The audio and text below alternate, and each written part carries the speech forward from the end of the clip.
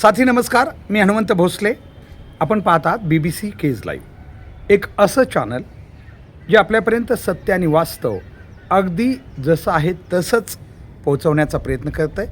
आणि त्याच्यात कुठलीही रंगरंगोटी नाही, अतिशयोक्ती नाही किंवा जोडाजोडी नाही. कारण सध्या समाजाला सत्याची गरज आहे. चाहे सत्य कुणी मान्य करो न करो, पण मरताना ते मान्य करावं लागतं. विनंती आहे, जर या चॅनलवरचे व्हिडिओ आवडत असतील तर चॅनल नक्की सबस्क्राईब करा आणि बेल आयकॉनही प्रेस करा. आज नागपंचमी आहे. नागपंचमी हा हिंदू धर्मातील एक महत्त्वाचा सण मानला जातो. विशेष म्हणजे पावसाळ्यात सुरुवातीनंतर जून, जुलै आणि ऑगस्टच्या आसपास किंवा जुलै एंडिंग किंवा ऑगस्ट सुरुवातीला किंवा मध्यांतरीपर्यंत हा सण आपण साजरा करतो. तसं तर कुठलेही सण महाराष्ट्राच्या आणि भारताच्या जे सण उत्सव पद्धतीमध्ये आहेत ते पूर्वजांची खूप चांगली देण आहे. कारण पूर्वजांनी कोणतेही सण उत्सव साजरे करताना त्यामागं एक वैज्ञानिक दृष्टिकोन हमखास दिलेला आहे. चाहे कारण आध्यात्मिक धार्मिक कारण काहीही असो, कुणी कसंही जोडाजोडी करो, परंतु त्यामागचं शास्त्रीय कारण मात्र पक्का आहे. हाही सण साजरा करताना नक्की दोन गोष्टी आपण पाहतो. एक तर नागपंचमी, अर्थात नाग हा शब्दमध्ये घेतला म्हणजेच नागोबा, अर्थात साप किंवा सर्प आपण म्हणतो, हा एक प्राणी आला. आणि दुसरं, बऱ्याचशा माहेरवासी यावेळेस माहेरला येतात. कारण ज्या काही लग्न झालेल्या मुली असतात त्या पंचमीला हमखास आपल्या आईवडिलांच्या घरी येतात आणि खूप छान झोके खेळण्याचा वगैरे वगैरे आनंद घेतात. खरं तर आमच्या लहानपणी असे झोके बांधलेले असायचे. सगळ्या मुली आपल्या माहेरी आलेल्या असायच्या आणि झोके खेळायच्या. आम्ही खूप लहान असू त्यावेळेस आणि त्यांचा आनंद आम्ही पाहिलेला आहे. त्यामुळं आम्हाला पूर्वजांची कल्पना खरोखर किती छान होती हे कळलं. कारण कुठल्याही मुलीला सुरुवातीला काही दिवस का असत नाही, काही वर्ष असत नाही, माहेर हे एक नात्याचं असतं, खूप स्नेहाचं असतं. त्यामुळं या मुली माहेर येतात आणि पंचमीला त्या आपल्या माहेरला येऊन आपसात भेटतात, खूप आनंद घेतात. मी आत्ता म्हटलं झोके खेळणं असेल किंवा इतर गप्पा गोष्टी आपल्या मैत्रिणीशी मारतात. आणि मग अशा प्रकारे हा सण अतिशय उत्साहात 2 दिवस साजरा केला जातो.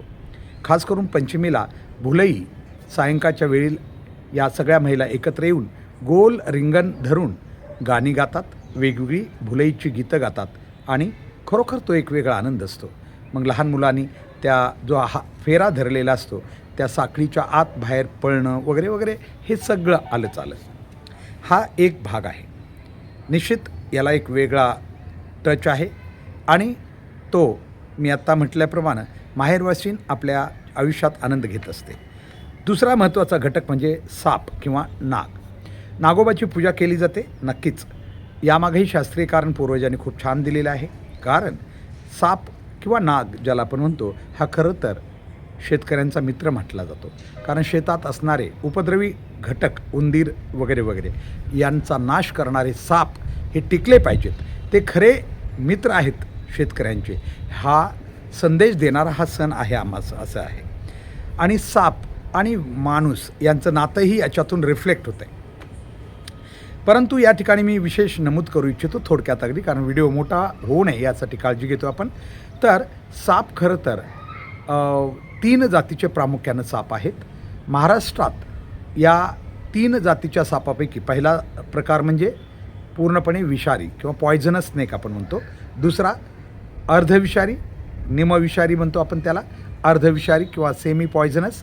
आणि तिसरा घटक बिनविषारी, अजिबात विष नसणारे साप. हे 3 घटक आहेत. परंतु मानवी जीवनामध्ये अनेक लोकांना, शेतकऱ्यांना खास करून, हे ओळखता येत नाहीत किंवा याबद्दल ज्ञान नाही आहे. त्यामुळेही अनेक वेळा सर्वच प्रकारचे साप दिसले की लोक त्याला मारतात. खरं तर हे ओळखणं खूप गरजेचं आहे. शेतकऱ्यांना त्याचं ट्रेनिंग देणं शासनाचं काम आहे, पण ते केलं जात नाही मोठ्या प्रमाणात. फक्त वरवर सर्पमित्र बिचारे खूप मेहनतीनं प्रयत्न करतात. आमच्या बीड जिल्ह्यातले सर्पमित्र सिद्धार्थ सोनवणे केजला आलेले होते एकदा आणि त्यांनी जिवंत साप आणून सगळ्या आमच्या मुलांना ते प्रशिक्षण दिलं होतं हाताळायचे कसे साप. मात्र त्यानंतर शासनाची जिवंत साप हाताळण्यावर बंदी आल्यामुळं ते बंद केलं. आता प्रोजेक्टरवर हे ते दाखवतात. सिद्धार्थ सोनवणे नक्कीच बीड जिल्ह्याचं भूषण आहेत, कारण त्यांनी सर्पमित्र म्हणून एक खूप नाव कमावलेलं आहे आणि वन्य प्राण्यावरही ते खूप प्रेम करतात. त्यांचं जोपासना, त्यांची देखभाल, त्यांची निगा राखण्याचं काम करून जखमी प्राण्यावर, पक्षावर ते खूप इलाज करतात. म्हणजे ते खूप महत्त्वाचं काम आहे. मी हे सांगत होतो आपल्याला की पॉयझनस स्नेक किंवा विषारी सापामध्ये 4 जाती आपल्याकडं खास करून पाहायला मिळतात. त्यातला पहिला म्हणजे नाग, ज्याला आपण कोब्रा वगैरे म्हणतो, फणाधारी असतो. हा पहिला आपल्याकडं, कारण त्याच्या फण्यावर साधारणतः चष्म्याचा आकार किंवा 10चा आकडा असल्यासारखं एक चिन्ह येतं आणि तो सहज ओळखता येतो. दुसरा मण्यार, हाही एक सापाचा प्रकार आहे. फुरसे आणि घोणस या 4 जाती आपल्या महाराष्ट्रामध्ये विषारी सापाच्या जाती म्हणून ओळखल्या जातात. परंतु हेही साप खरं आपल्याला काही करत नाहीत. मात्र चुकून आपण त्यांच्या संपर्कात गेलो किंवा चुकून त्यांना धक्का लागला तरच ते आपल्याला चावतात. साप हा खरं तर खूप भित्रा प्राणी आहे आणि तितकाच माणूसही त्याला भीतो. म्हणजे हे 2 प्राणी असे आहेत की हे एकमेकाला खूप भीतात खरं तर. बाकी असं नाही आहे. बाकी कुणीतरी एक अटॅक राहतं, पण याच 2 घटकामध्ये एकमेकाला भीतात. त्यात माणूस हा सापाला भीतो, परंतु कधीकधी त्याला मारण्याचाही प्रयत्न करतो. म्हणून आमचं एकच मत आहे, कारण हा व्हिडिओ जास्त मोठा होऊ नये म्हणून थोडक्यात सांगतो आम्ही की साप हा खरं तर आपला मित्र आहे. त्याचं दूध हे अन्न नाही आहे खरं तर, कारण प्रत्येक दूध हे अंडज प्राण्याचं अन्न असू शकत नाही. साप हा अंडज प्राणी, तो अंड्यातून जन्म घेतो आणि दूध हे सस्तन प्राण्याचं अन्न आहे. त्यामुळे आपण थोडी गफलत करतो आहे. काही ठिकाणी आपण बळच सापाला दूध पाजतो, हे चुकीचा संदेश जातो आहे. तो आपण दुरुस्त करून घेतला पाहिजे, कारण प्रत्येक सापाचं अन्न तसं वेगवेगळं आहे. प्रत्येक साप वेगवेगळ्या अन्नावर जगतो. जसं की कोब्रा वगैरे असेल तर उंदीर पकडतो. हिरवा साप आपला जो गवत्या साप म्हणतो आपण त्याला, त्याचं बेडूक हे अन्न असतं. म्हणजे असे वेगवेगळे आहेत. त्याचा आपण अभ्यास सविस्तर करू. फक्त आजचा संदेश एवढाच द्यायचा होता की साप हा मित्र आहे, त्याला मारू नका, त्याला जाऊ द्या. नक्कीच तो काही करणार नाही. मात्र आपण जर त्याला टच केलं तरच तो स्वतःचा बचाव करण्यासाठी चावा घेतो. आणि जरी चावा चुकून घेतला तरी जर प्रिकॉशन घेतलं, योग्य ठिकाणी बांधून किंवा ज्या ठिकाणी दंश झाला आहे तो भाग व्यवस्थितपणे बांधला, ब्लड सर्क्युलेशनपासून तो काही वेळ दवाखान्यात जाईपर्यंत जर तो व्यवस्थित ठेवला तर कदाचित माणूस कुठलाही अगदी विषारी साप चावला असला तरी वाचू शकतो. हा संदेश घेऊया आपण आणि सापाबद्दल आपण एक चांगला दृष्टिकोन ठेवून पुढे जाऊया. आजच्यासाठी एवढंच. आपल्याला हा व्हिडिओ कसा वाटला नक्कीच आपण कमेंट्समध्ये सांगा आणि हे चॅनल नक्की सबस्क्राईब करा. धन्यवाद.